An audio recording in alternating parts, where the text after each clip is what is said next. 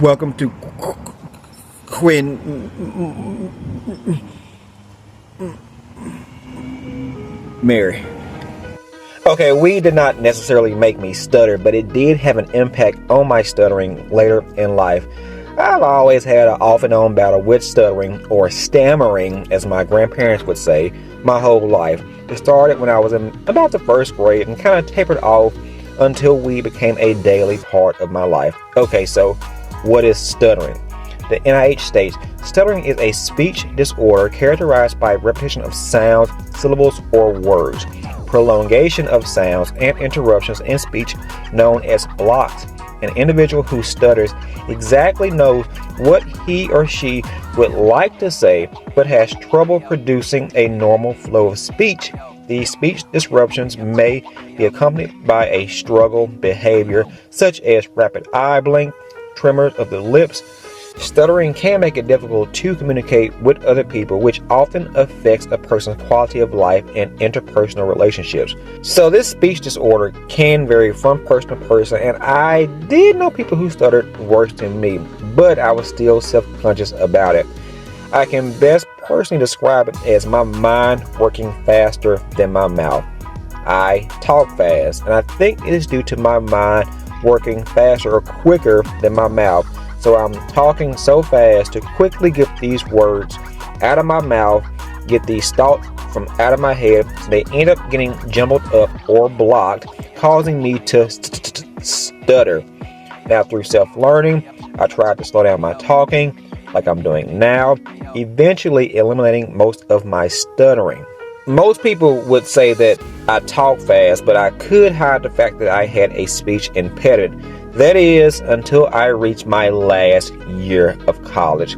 One of my classes required me to do a few project presentations in front of the class, and my stuttering just reappeared after about 15 years. Now, I had many presentations before that, many speech classes before that, and I've been nervous, but I didn't actually stutter. Now, in regards to weed, I had also been smoking since I was about 16, and I had been smoking every day, all day since I was about 18, so the correlation with weed and my stuttering was not an immediate issue. So some people might say, how did you even know that weed made you stutter again? Well, I started to notice that I had a higher chance of stuttering if I had a fresh high or I just got through smoking. For some strange reason, if I was also in a drive-thru and I was high, I had a hard time ordering my food. I remember one time it happened when I was in the car with my mom, and she thought I was faking, and she was like, "Boy, just shut up, quit acting stupid." And I think that kind of slightly traumatized me and made me more prone to doing it. Also, I would pray every morning with my son before he went to school, and I noticed if I had smoked just before I got in the car or I was high, I would sometimes stutter through the prayer, which was embarrassing in front of God. Now, when I researched this, some people said weed actually improved their stuttering since it relaxed their nerves. While maybe that could have been the case for me in the beginning, I have heard that the longer you use weed, the effects start to reverse. Now, on my journey of me quitting weed, I was smoking less and less. And the issue with that was, although I was smoking less, my tolerance was getting weaker, so I was getting higher. So as a result, I would be more paranoid and more nervous than what I was when I was smoking all day, every day. Not only did I notice that I would stutter more when I smoked, I also noticed that I would stutter less when I was not high. Now, after I've not been smoking for over a year, I noticed my stuttering had drastically dropped. Of course, I don't believe that was the root cause, since I had been stuttering since I was about 5 years old. But I do believe the continuous use of cannabis triggered something in me to induce my stammer. Now, weed affected my speech, but it could affect some different aspect of your life that may seem weird to you. Now, weed definitely works different in some people, and different strands has different effects. So it is imperative to be aware of your body and aware of what you are ingesting into your body. But I'm curious to know, has anybody ever went through this? Has this ever happened to you where you weed made you stutter? Or am I just a weirdo? Or maybe you can relate, and this triggers you to investigate something for yourself. Your future self may thank you.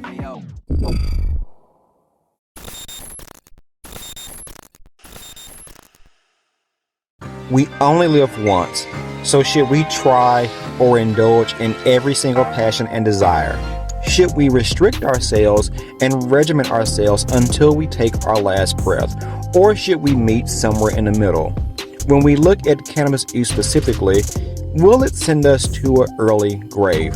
Before you say, "Bull," what I discovered was mind-blowing. Okay, so most people know that weed is the lesser evil of all vices. Most people won't physically die from smoking weed all the time, but it can kill you. And I say kill with bunny ears. First, let's change our view of the term kill or die. Let's take it back to Adam and Eve. And when the serpent told Eve if she ate the fruit, you will surely not die. Now we know when they ate the fruit, they did not immediately drop dead, but did they start a slow death of mankind? Have you ever heard the term saying, "You die when you stop living"? This phrase is also not referring to an immediate physical death, but rather a slow degeneration in life. Now, what is living? Is living acting on your every impulse, or is it the art of human mastery? Some people might say living life is partying, drinking, smoking, endless sex, and everything else. Some might say living is traveling, eating new foods, embracing all hobbies, meeting interesting people. Some people may have a more simplistic view of what living life is by working a decent job, being a good spouse, owning a home, and raising great children. But can we have a balanced act of it all? The best life is definitely a balancing act. We are not just defined by one or two things, but a cluster of many things. Some may take more priority over the other, but a well-lived life is a combination of many experiences that shape our values. But how do we know what our values are if we don't have a clear mind to organize our life? Now, going back to Mary Jane, I am very aware that many people can smoke weed their whole life and be okay with bunny ears. I even remember somebody commenting on my Odyssey channel saying weed is not a big deal because he has smoked weed his whole life and all his grown children smoke weed as well. Now, I wouldn't personally brag about that, but I would pose the question, have you lived up to your best potential while smoking weed your whole life?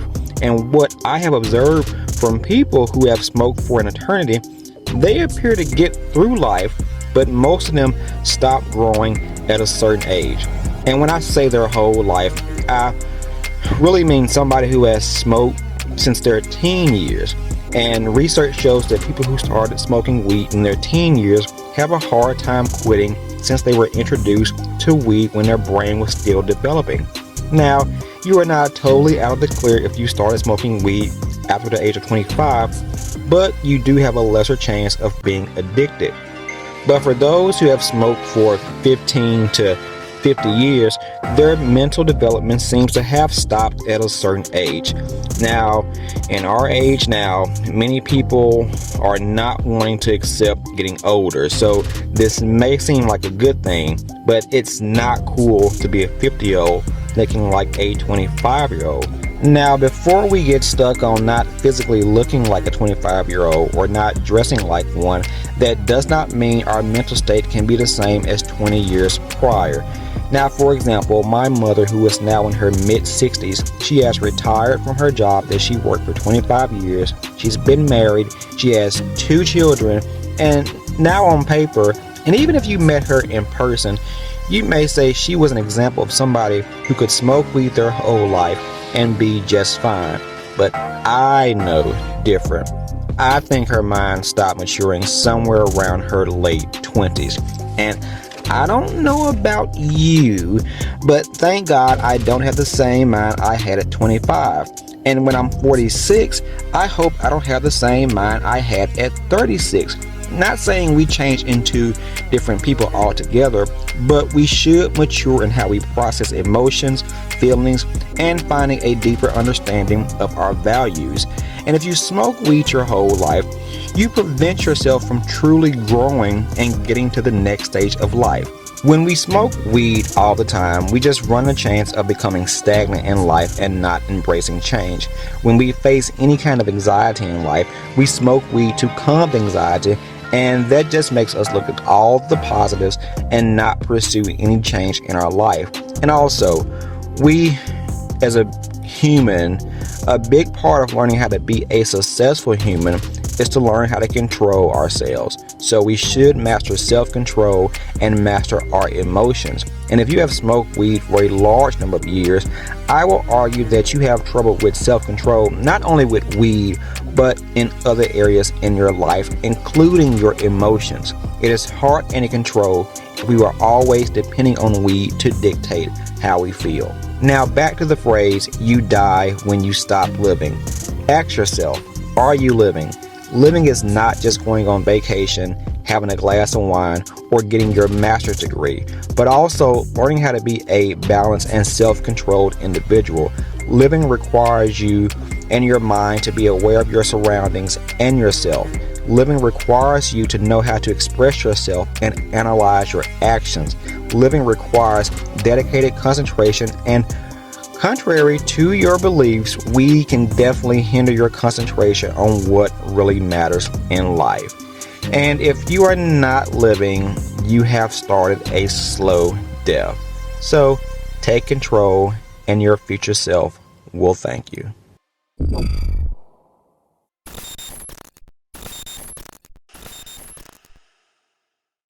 Okay, what does the Bible say about weed? Here's the truth. Nothing. There are verses people use for weed, alcohol, drugs, etc. One of the main ones is Corinthians 6:19-20.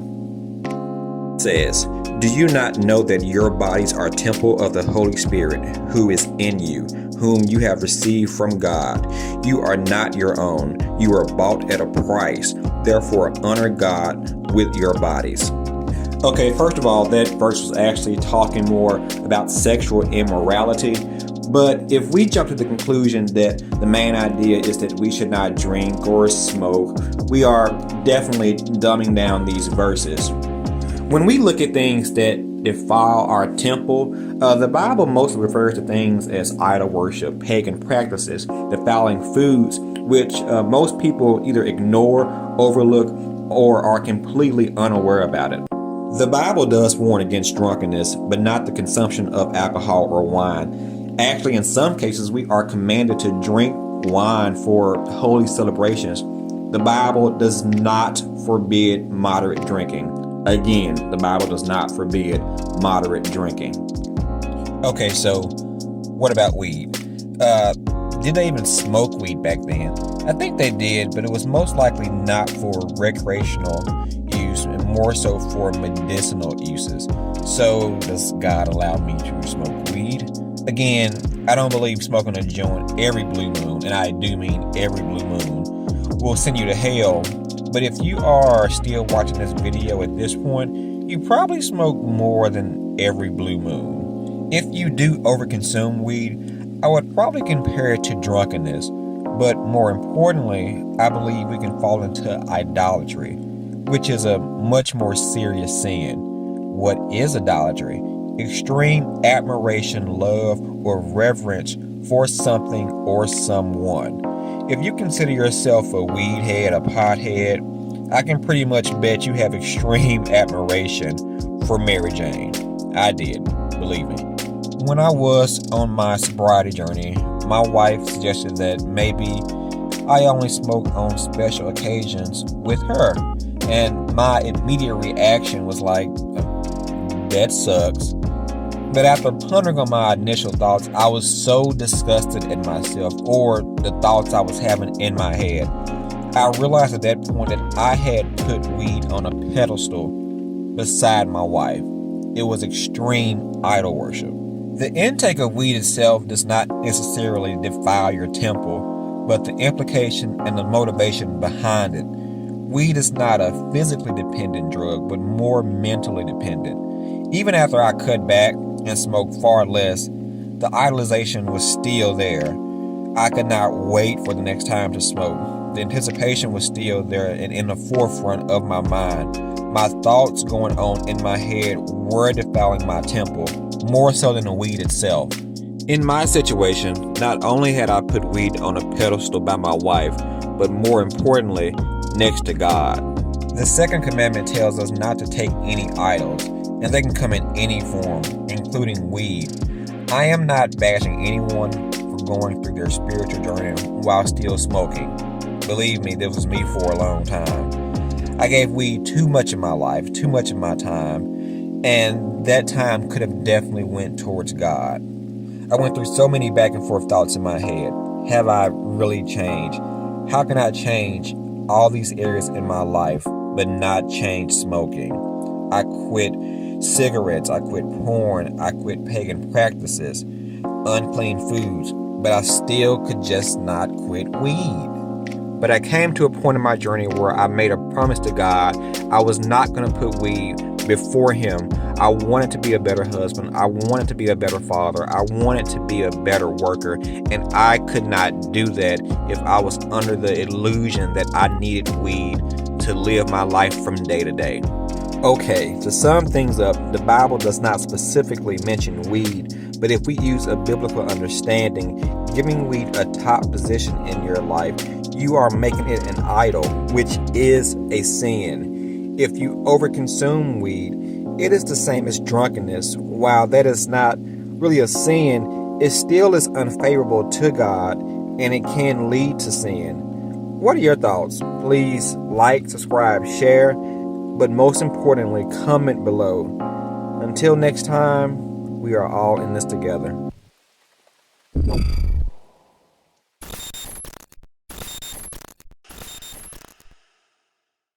I still express, yo. I don't smoke weed or cess, cause it's known to give a brother brain damage, is a line by Dr. Dre from NWA's Express Yourself, the same Dr. Dre that put out one of the most iconic albums in hip-hop titled The Chronic, which I personally would say was an introduction to weed reference being synonymous with rap music. But why would a person name his album that when he clearly stated he does not smoke weed in the previous album? I find this hypocrisy similar to Beyonce belting out all the single ladies while she has been married with children to the same man she has been dating since the age of 20. She has led so many black women, single black women, to their demise while steered far from the course of single black motherhood. So it got me thinking, does the music industry promote the use of weed knowing the potential negative effects it can have on society? Now, the media has been guilty of promoting cigarettes in the 1950s and 60s by placing ads and campaigns in the magazines, newspapers, and television. They provided images of the manly man and the feminine pinup models and housewives holding a cigarette, making it more acceptable to the common person. Smoking was mainly seen as a manly thing until the 50s and the 60s when the media persuaded our view on who can smoke cigarettes. So would it not be far-fetched that we see the same act of promotion in today's media? Flash forward to today, cigarettes have become more taboo than smoking a joint. Nowadays, stars run the risk of getting canceled by simply smoking a cigarette, while they sort of uplift weed smoking as making the celebrity more relatable. But has weed consumption been a natural progression, or are they pumping this acceptance of weed into our brains? Now, cannabis has been referenced in music since the 1930s, starting with jazz musicians. The general public pretty much viewed weed as satanic, maybe stemming from the effects of Reefer Madness, a 1936 film that was pretty overdramatic satire about the effects of weed on teenagers that led to madness and crime. Now, towards the 60s, weed became more acceptable and less satanic with the hippie movement. We see musicians like Bob Dylan, the Rolling Stones, and the Beatles embrace weed culture and normalize the drug. The website Metal Sucks state, modern research suggests that there is a profound cultural and potential neural connection between cannabis use and the appreciation of art. Marijuana is reported to make people more receptive to music by inducing a state of relaxation and greater focus. Smoking pot makes users more open-minded and able to see a broader spectrum in everything, especially in such an emotional phenomenon as music. Toward the 1970s, we get songs like Sweet Leaf from Black Sabbath and Ozzy Osbourne's Flying High and Dope Smoker, to name a few. With the rise of heavy metal and the free love movement, cannabis moved from a more taboo drug compared to cocaine to a more love and happy herb. While that may seem harmless, was it a distraction from the music industry to distract us from what was really going on in the world? Now, I don't want to seem like a Mormon here, but is it safe to say that artists like Bob Dylan and Ozzy Osbourne has been openly connected to the devil or Satan worship? Was this an attempt to take one of God's medicinal herbs and use it to stabilize and destroy society? From the 1960s to the 1970s, we have the Civil Rights Movement, the Cold War, the Vietnam War, the Watergate scandal. So did we need weed to help us deal with this U.S. turmoil and corruption, or to distract us from paying attention to what was really going on in all the details? While we put weed on a pedestal and don't associate it with complete destruction of a person's mind like alcohol or harder drugs, we cannot deny it can possibly lead to distraction from what is really going on around us or what is going on in our lives personally. Now, let's fast forward to the 90s, where weed is integrated into rap and hip-hop. Now, I know weed can be found in other genres such as country, like Chris Stapleton's Might As Well Get Stoned, for example. We cannot deny the strong influence it has in rap and hip-hop. From the late 90s to now, hip-hop has pretty much overtaken the rock and alternative genre, and even pop, you can say, and has become the standard for music. With that being said, weed has taken a stronger influence over society more than ever. I consider our current time in history to be an amplified version of the 70s. It's all about love, acceptance, sexual empowerment, women's empowerment, gay rights, black rights, fat rights, and everything in between. At the same time, we have so many political disagreements, so many rumors of wars, so many deaths, so many crimes, and people are the most distant from community than any point in history. While weed was definitely highly used in the 1970s, it was still illegal in all states. Now, if you want weed, you can get weed whether you live in a legal state or not. But now that weed is legal in many states, more people feel the freedom to smoke weed since they are not breaking the law. With laws changing and music pushing cannabis on us as a rite of passage, it's hard not to fall prey to it. Now, is it purely the music industry's fault? No, but we cannot deny it plays a huge part in persuading our youth. Not only do we look to artists for music, we want to relate to them more than ever. We want to feel like they are real people rather than TV stars. So when we see them sing or rap about using cannabis and see them on social media, we tend to emulate them. It is sort of trendish to smoke weed now, rather than people honestly just smoking weed because they like it. Also, with the rising number of young Americans suffering from depression and anxiety, they are choosing weed to cope with that rather than learning how to work through their feelings and emotions on their own.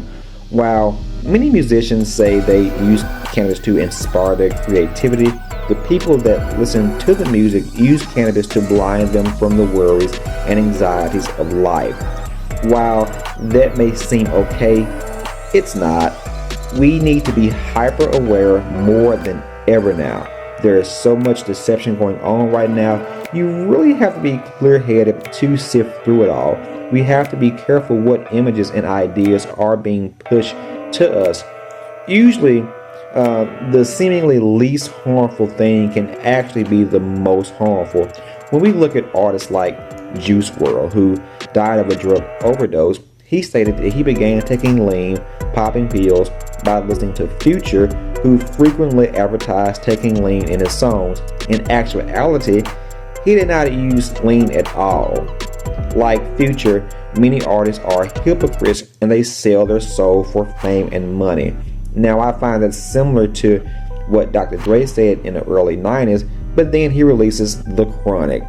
Now of course, most, maybe some or a few, will not die from weed, but we have to question what the music industry is pushing to us, and probably many artists don't even actually partake in what their actual songs are pushing. The world wants you to think that it's a war against weed, but I don't believe that. I believe the powers that be want you to smoke weed. They want you to be high, so it will numb you and numb yourself from what is really going on around you. Please don't take my word for it. Look into it for yourself, and your future self may thank you.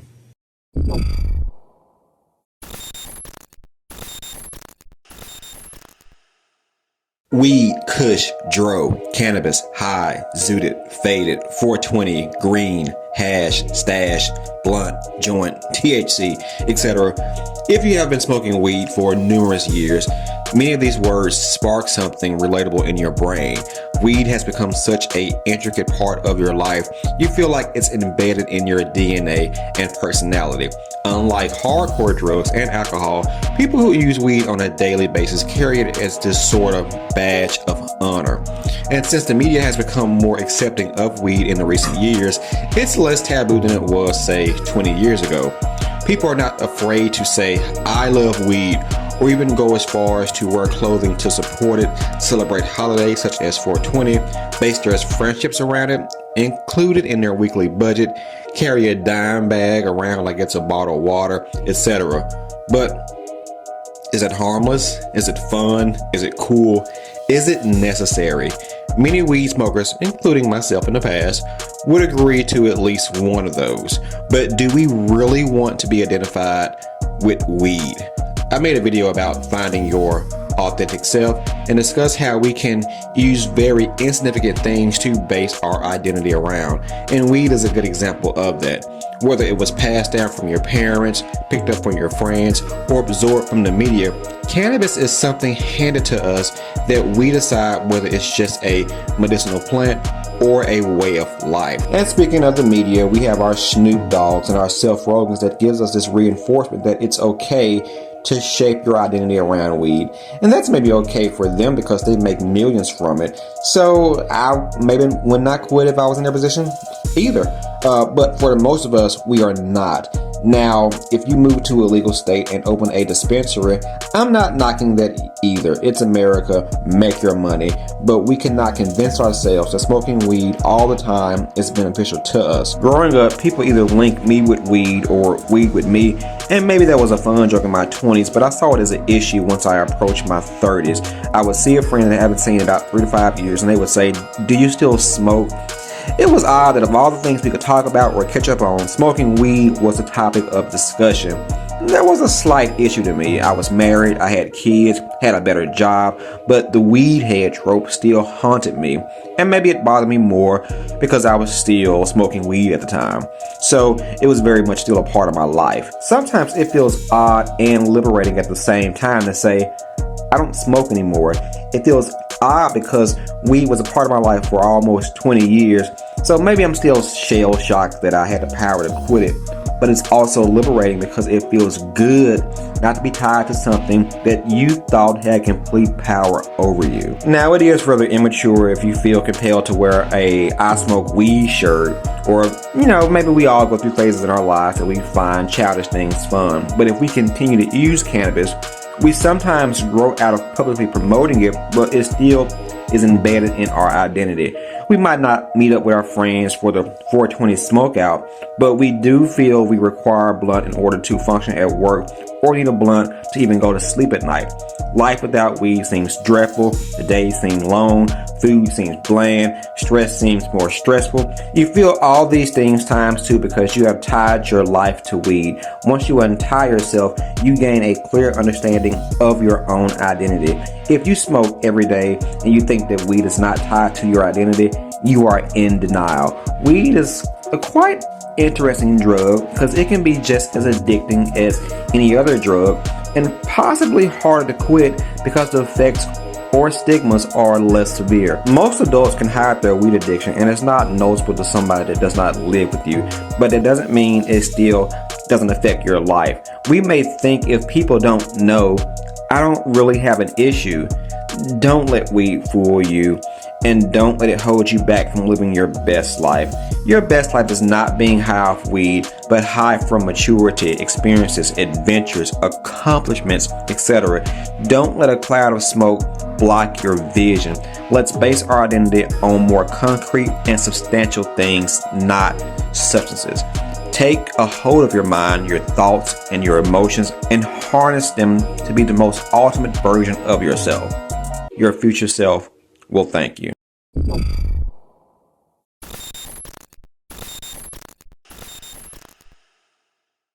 Okay, so once you quit weed, you will probably go on a mass killing spree because you realize you do not have the mental capacity to deal with stupid people.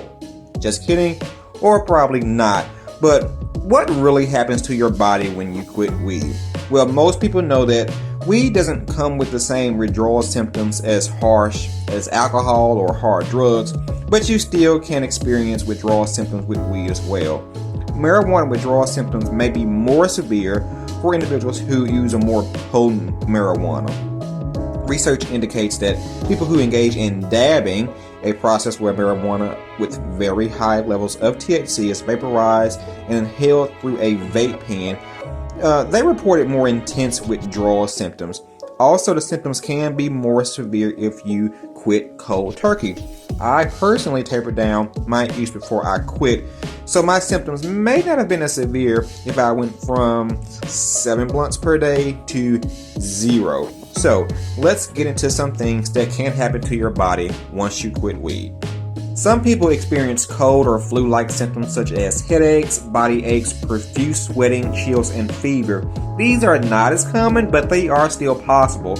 You could only experience one of them or a combination of them all. These symptoms should go away within a few weeks of quitting weed, but if they don't, you should probably consult a healthcare professional. For me, I did get a brief case of sweating in my sleep. I would not have called it profuse sweating, but I did notice it. As far as my headaches, I actually thought smoking too much weed gave me headaches, so I would say quitting weed had the opposite effect on me. Insomnia is a more common withdrawal symptom. With insomnia, you may have trouble falling asleep, staying asleep, or getting a good quality of sleep. Many people use weed to fall asleep, so of course if you stop, you may find it initially difficult to fall or stay asleep. I have also heard dreams can become more intense after you quit weed. So eventually your body will adjust and you should be able to get a better quality of sleep. Your body needs sleep, so you can't outrun sleep. If you have had sleep issues before cannabis, there are also probably other underlying issues that are causing you not to sleep.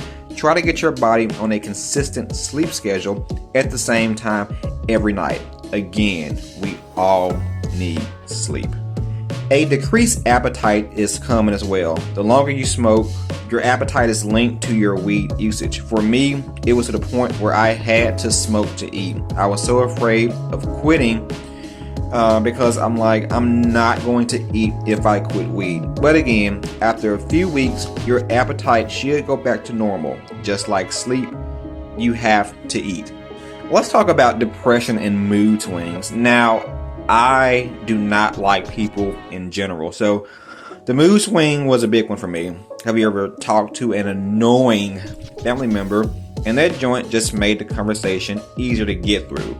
Well, when you stop smoking or vaping, it may be hard in that first week, 2 or 3 to even want to talk to that person, to even want to deal with that person, or to even deal with an annoying customer at work. Well, a good trait of being an adult is learning how to control and handle your emotions. Although it can seem difficult, it does become easier with practice. I would not really call depression and withdrawal symptom. And I'm not talking about feeling sad because you can't smoke, but truly being depressed about other situations. If you have had depression, you probably had it before or during weed. Weed just help you get through it. The depression may seem more intense now because you no longer have weed to fall back on, but try talking out your issues in your head. Talk to someone, talk to a counselor, get things off of your chest. Let's look at your resolutions and try to get an understanding of yourself and your issues. If we want to succeed in this thing called life, this will be something we will have to master whether we smoke weed or not. You also might experience more anxiety. I also would not call anxiety a withdrawal symptoms, as we will always have anxiety about something at any given time if we are a breathing human being. The anxiety may seem more intense after quitting weed because we have gotten accustomed to not handling that anxiety but calming it down by getting high. Let's look for healthier alternatives to dealing with our anxiety issues. All anxiety is linked to a particular root cause. So let's find out the root cause of the problem so we can solve it. You might experience cravings. It's natural once you have quit something that you've been doing for a long period of time to want to revert back to it. The longer you stay clean or sober, the cravings will be much easier to handle. Try not to place yourself in situations that may tempt you or cause you to use cannabis, and look for healthier alternatives to replace the activity with. All of these symptoms can happen when you quit weed, whether it's 1 or 2 or 3 or all of them, but it's just a part of the process. Don't let these things trip you up, but rather look at them as small hurdles. The good thing about weed is that if you stay consistent for about 30 days, your brain will tend to rewire itself. Remember, quitting weed is more mental than physical. If you are on the process, congratulate yourself and capture your small wins. Remember, your future self will thank you later.